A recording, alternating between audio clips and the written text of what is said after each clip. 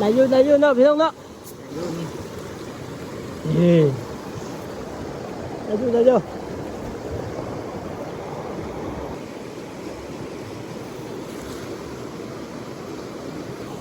ออกมันมันกิน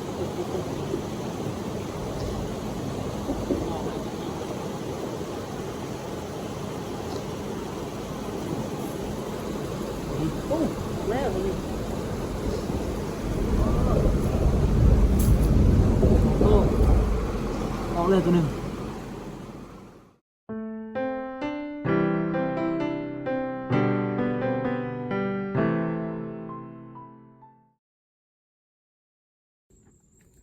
เอา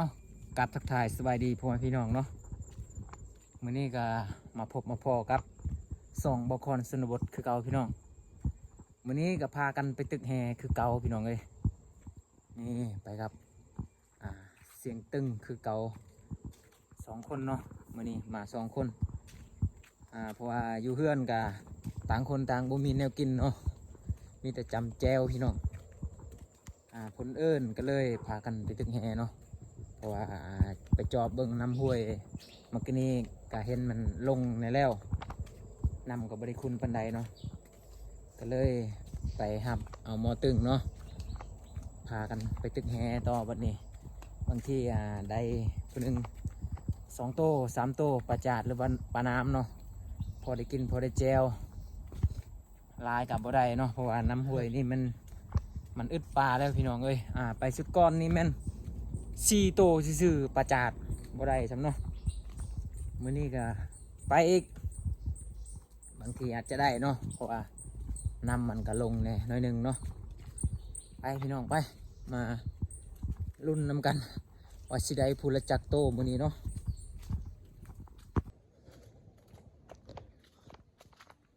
เอาตึงมันยางก่อนเลยบางคนก็รู้สึกเมื่อยในแล้วพี่น้องแต่ว่าอยู่เพื่อนบ่มีแนวสิกินนี่เลยเนาะก็เลยจำเป็นต้องได้มาตึกแหตามน้ำห้วยคือเก่าพี่น้องเอ้ยได้พวกนึง2-3 โตก็พอได้เจลให้ลูกกินเนาะเพราะว่าอยู่เพื่อนแมนถ้าว่าบ่มีอาหารกินพวกเฮาที่ว่าใหญ่แล้วก็กินได้อยู่มายังจำแจวหรือว่ามักเผ็ดแต่ว่าลูกกินบ่ได้เนาะก็เลยต้องหาให้ลูกพี่น้องเอ้ยขมังเนาะบ่ไปก็บ่ได้เนาะเพราะว่าลูกจะกิน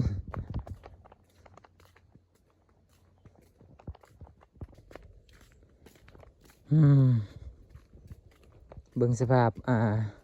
ผู้แบกแฮก็หมดความหวังเลยเมื่อยก่อนเลยยังบ่ฮอดนำก็เมื่อยก่อนแล้วเนาะจังมันเป็นอะไรมื้อนี้เนาะต่างคนก็ต่างเมื่อยหมดรู้สึกมึนๆเว้ยโอ้บรรยากาศได้เลยเว้ยฝนสิตกอีกแล้วเลยนะ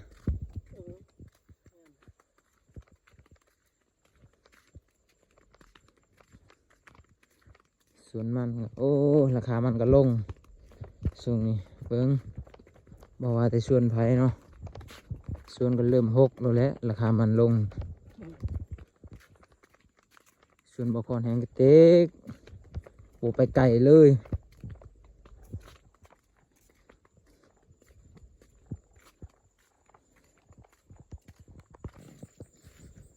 พี่น้องตอนนี้ก็ไกลสิฮอดน้ำห้วยแล้วเนาะไปชุดก้อนนี่แมนน้ำเซมันยืงมาฮอดพี่เนาะก็เลยบ่ได้ตึกชุดก้อนนี่ก็เลยพากันไปตึกอยู่อยู่เทิงแถวบ้านแถวบ้านแถวเทิงพุ่นเนาะมื้อนี้ก็เลยได้พากันมาลงบอลนี่คือเก่าเนาะแต่บ่ฮู้ว่าน้ำเสสิลงเลยหรือบ่ทางนี้เนาะคันว่าน้ำเสยังยืงคือเก่าแต่ว่ายังยืงคือเก่านี่คือสิได้กลับคือเก่าเลยเนาะบางทีก็ลงแล้วบางทีก็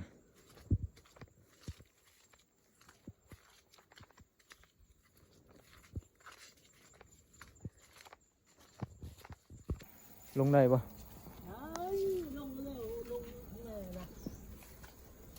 โอ้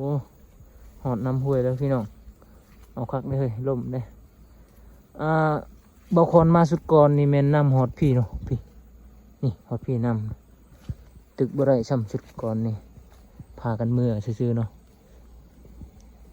มาสุดนี้ถือว่านำได้ลงแล้วเนาะคุณบ่คุณกระยามันตึกได้อยู่เยอะได้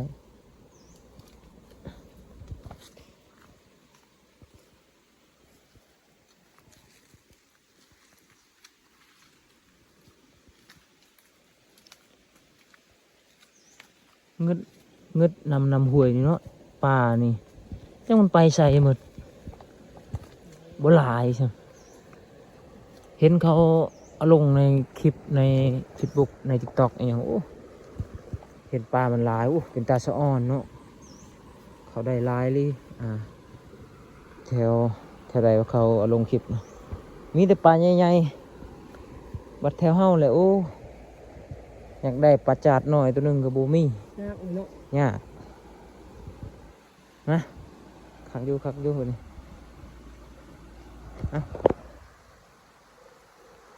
จับก่อนยังซ่าแบบนี้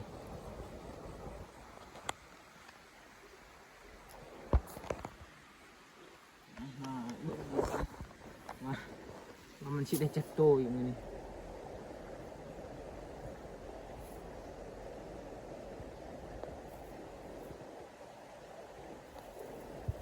มันเป็นแห่น้อยแห่ใหญ่นี่โอ้บ่ได้หัดป้าเลยนี่เนาะ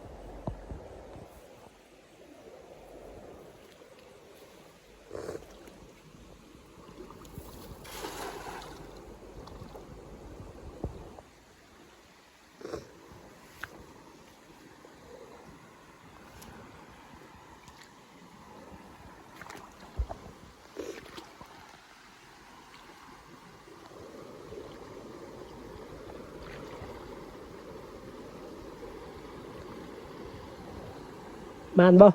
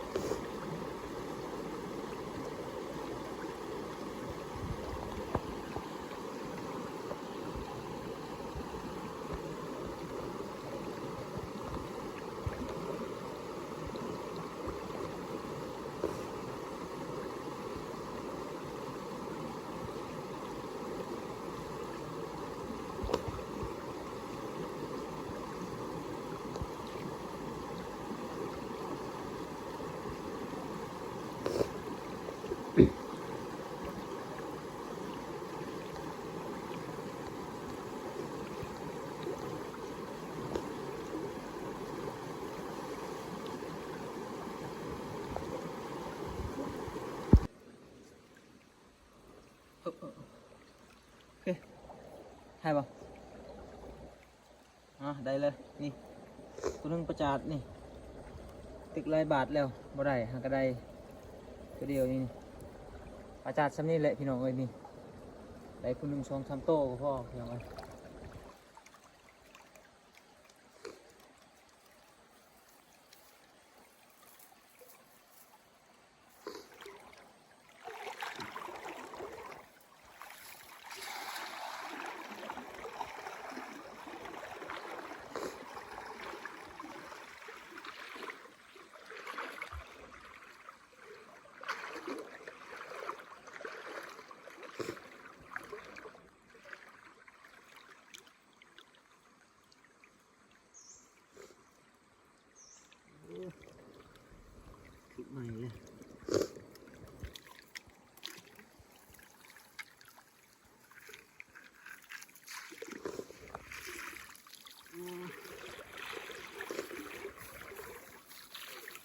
บาทละตัวก็ยากแล้วบัดนี้ตึงเนาะ มันสิตกอีกโอ้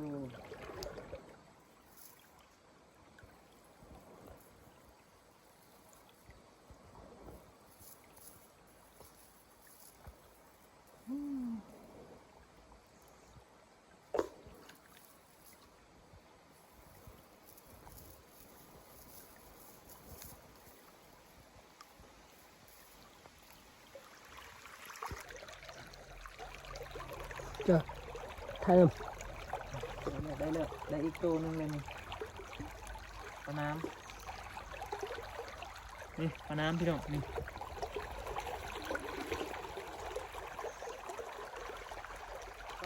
ตัวนึงออกแล้วตัวนึง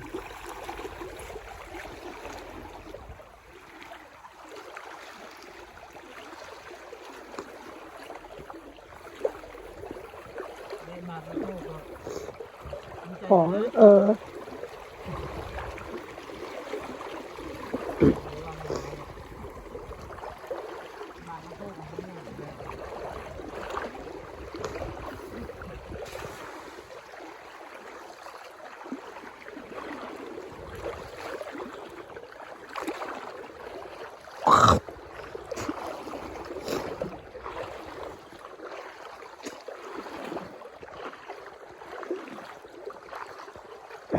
มันบ่มัน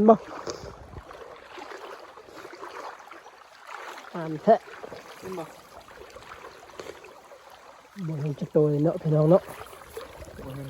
เลยบนได้ทีว่าบาทมันบ่มากมันบ่ได้เลยนะ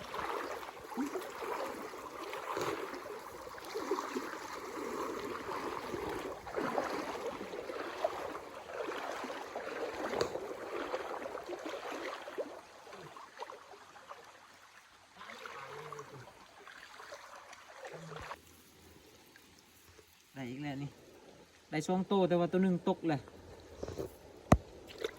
โอ้สำนี่ประจาดนี่เบิ่งนี่บ่ใหญ่ใช่ไหมเนาะไม่เสียดายไว้ตกอีกแล้วตัวหนึง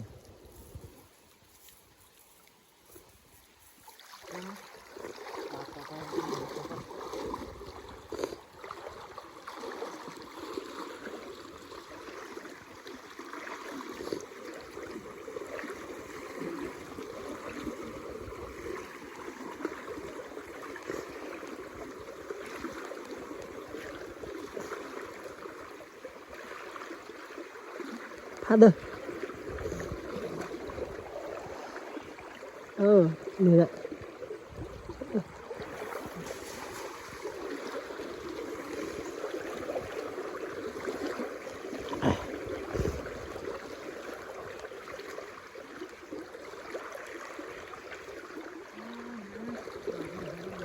มันบ่มันอยู่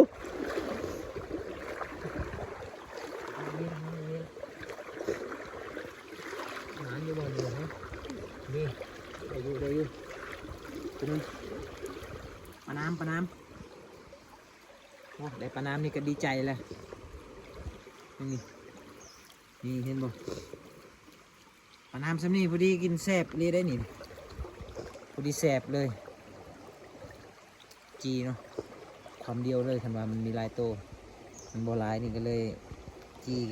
ก็ต้องได้แจวเอาเนาะพากันกินหลายคนพี่น้องเอ้ยมันอึดอาหารแล้วเดี๋ยวนี้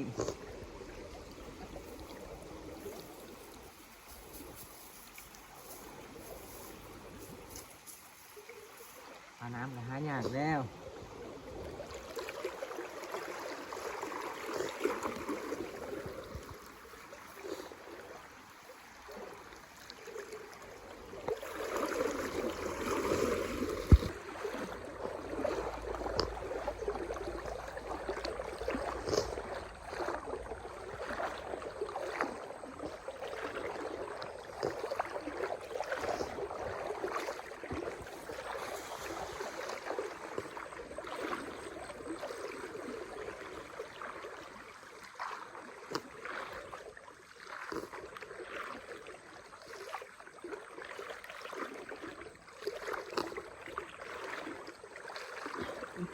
มันบ่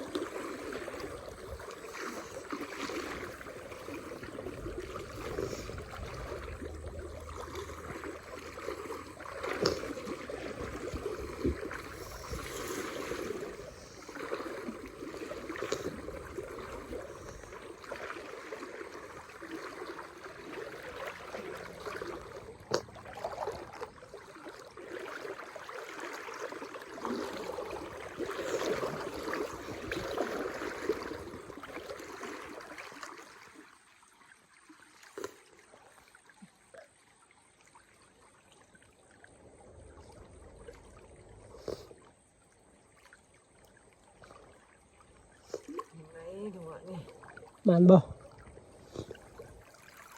ดูหินนั้นโอ้ปลาเป่าพี่น้องนี่ปลาเป่าตัวนึงนี่ปลาเป่าหน่อย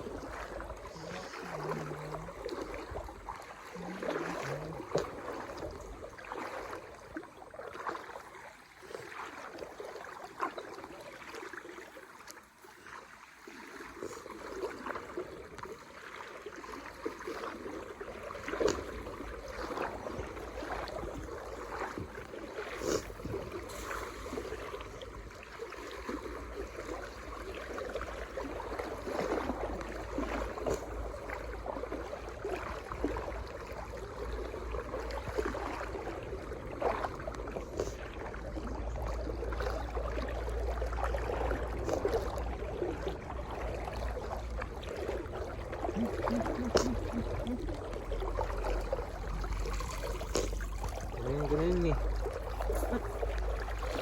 ถูกลงจ้ะ หนู ปุ๊กนี่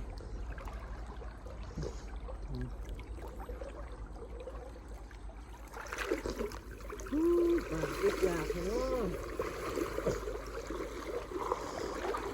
ที่เดือดโซ่วะ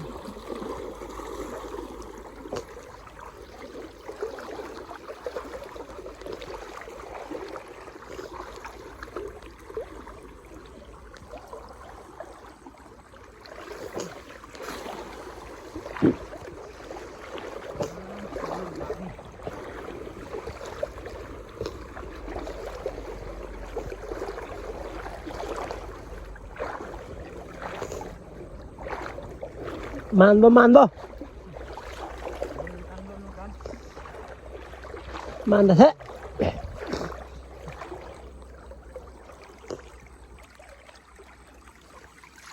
ไง บ่มีจักโตเด้อ มีเป็นตัวอีกแล้ว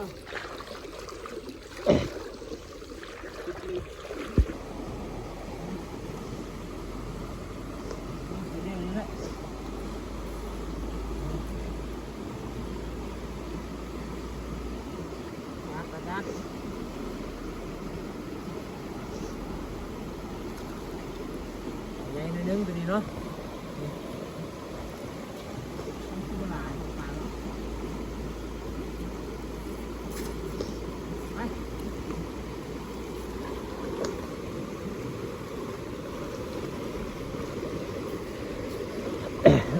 ไปละ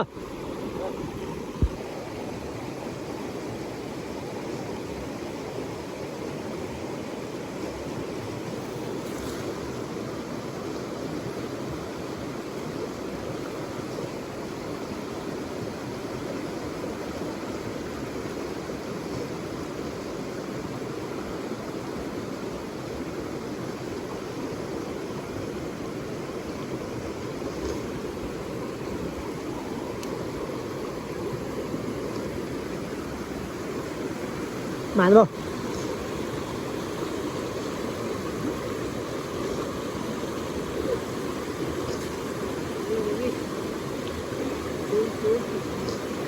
ไปละ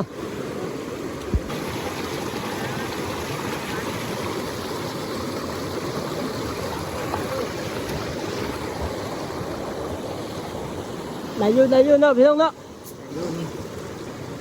นี่ได้อยู่ได้อยู่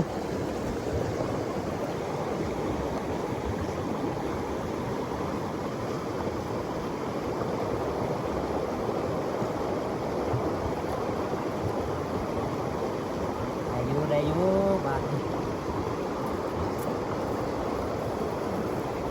ได้แจ้วอยู่บัดนี้เนาะ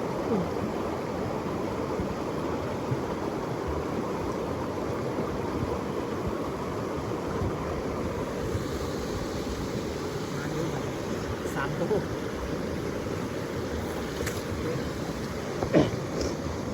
ไปบ่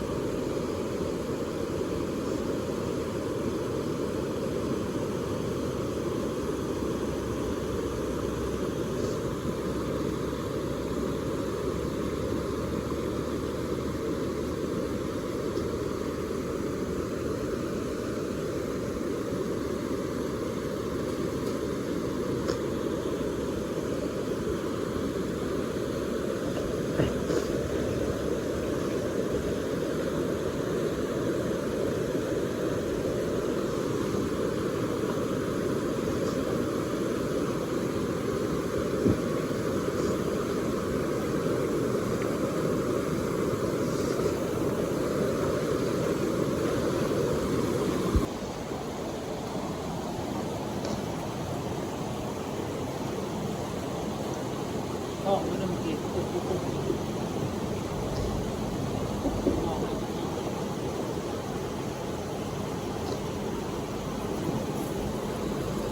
โอ้แม่คนนี้โอ้ออกเลยตัวหนึ่ง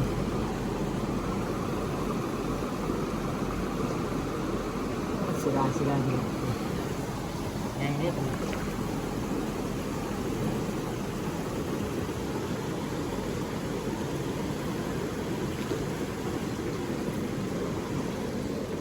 โอเคเอามาหอดเดือนแล้วเบิ้งสรุปผลงานเบิ้ง โอเคได้ก็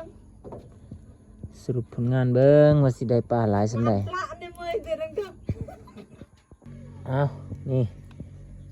เบิ้งเบิ้งตึงโอ้หมดแล้วพี่น้องเอ้ยได้แล้วประมาณ10 ตัวนี่แหละมือนั้นหาได้4 ตัวมือนี้ได้เลือนน้อยหนึงมาปันกันครับนี่นี่หมอสิงตึงนี่มาปันกันบัดนี้คนละ5 ตัว 6 ตัว มือเจาะลงมาได้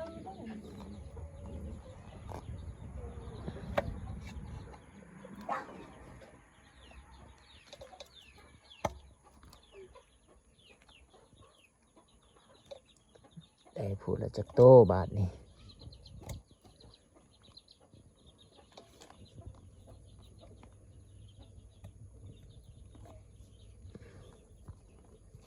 มันเถอะมันคือกี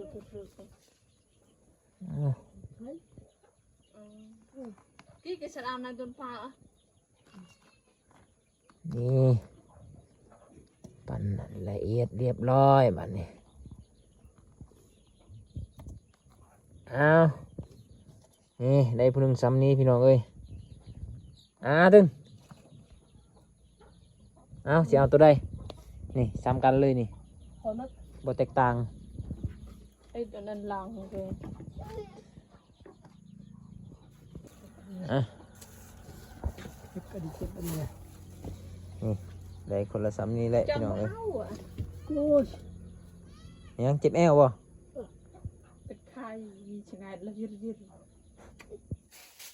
ผู้หนึ่ง และชะงัดมาป้า ประมาณ10 ตัวนี่แหละ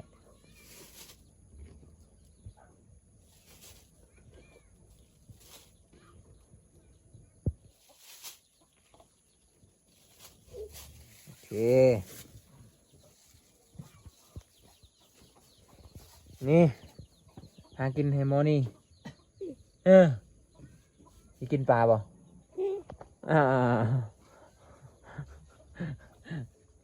ยัยโอเคพี่น้องเนาะจบพี่น้องได้ผู้หนึ่ง10 โตเนาะก็ได้แจว